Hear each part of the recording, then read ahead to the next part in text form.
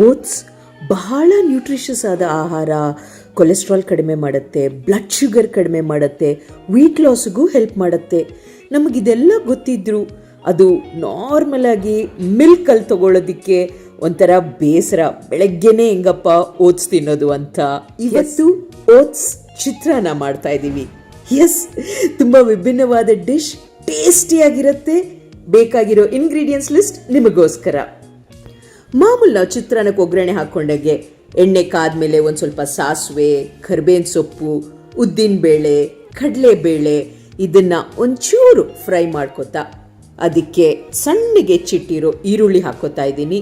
ಮತ್ತು ಖಾರಕ್ಕೆ ತಕ್ಕನಾಗೆ ನಿಮಗಿಷ್ಟವಾದಷ್ಟು ಹಸಿಮೆಣಸಿನ್ಕಾಯಿ ಹಾಕ್ಕೊಂಡು ಲೈಟ್ ಬ್ರೌನ್ಗೆ ಸ್ಟರ್ ಫ್ರೈ ಮಾಡ್ಕೊಳ್ತಾ ಅದಕ್ಕೆ ಸ್ಮಾಲ್ ಕಪ್ ಟೊಮೆಟೊ ಹಾಕ್ಕೊಂಡು ಆಲ್ರೆಡಿ ಹೆಚ್ಚಿಟ್ಟಿರುವ ಮನೇಲಿರುವಂಥ ತರಕಾರಿಗಳನ್ನ ಬಳಸ್ತಾ ಇದ್ದೀನಿ.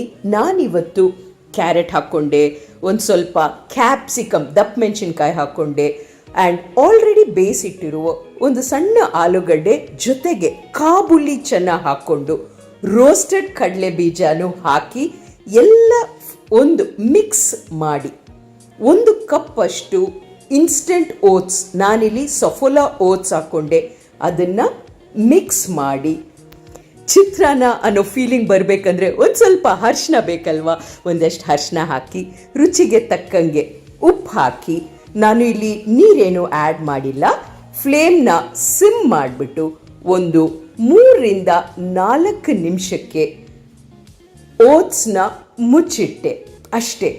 ಇಷ್ಟರಲ್ಲೇ ಟೊಮ್ಯಾಟೊದು ಆ ರಸದಲ್ಲೇ ಆ ಹೀಟಲ್ಲೇ ನಮ್ಮ ಓಟ್ಸ್ ಚಿತ್ರಾನ್ನ ರೆಡಿ ಆಗಿಬಿಡತ್ತೆ. ನಾವು ಇದನ್ನು ಅಂಗಡಿಯಿಂದ ಮಸಾಲೆ ಓಟ್ಸ್ ಅಂತ ತೊಗೊಂಬಂದು ಏನು ಮಾಡ್ತೀವೋ ಮನೇಲೆ ಕೇವಲ 5 ನಿಮಿಷದಲ್ಲೇ ಪ್ರಿಪೇರ್ ಮಾಡ್ಬೋದು. ಸ್ಟವ್ ಆಫ್ ಮಾಡಿದ ನಂತರ ಲಾಸ್ಟಲ್ಲಿ ಒಂದು ಸ್ವಲ್ಪ ಕೊತ್ತಂಬರಿ ಹಾಕಿ ಆ್ಯಂಡ್ ನಿಂಬೆಹಣ್ಣು, ಅರ್ಧ ನಿಂಬೆಹಣ್ಣನ್ನ ಜ್ಯೂಸ್ ಹಾಕಿ ಮಿಕ್ಸ್ ಮಾಡಿದಾಗ ಒಂದು ಸೂಪರ್ ಡ್ಯೂಪರ್ ಹೆಲ್ತಿ ಓಟ್ಸ್ ಚಿತ್ರಾನ್ನ ರೆಡಿ. ಮಕ್ಕಳು ಇಷ್ಟಪಡ್ತಾರೆ, ನಮಗೂ ವೆಯ್ಟ್ ಲಾಸ್ ಆಗುತ್ತೆ, ಜೊತೆಗೆ ಇಡೀ ದಿವಸ ಸೂಪರ್ ಎನರ್ಜೆಟಿಕ್ ಆಗಿಡುತ್ತೆ. ಟ್ರೈ ಮಾಡಿ ನೋಡಿ.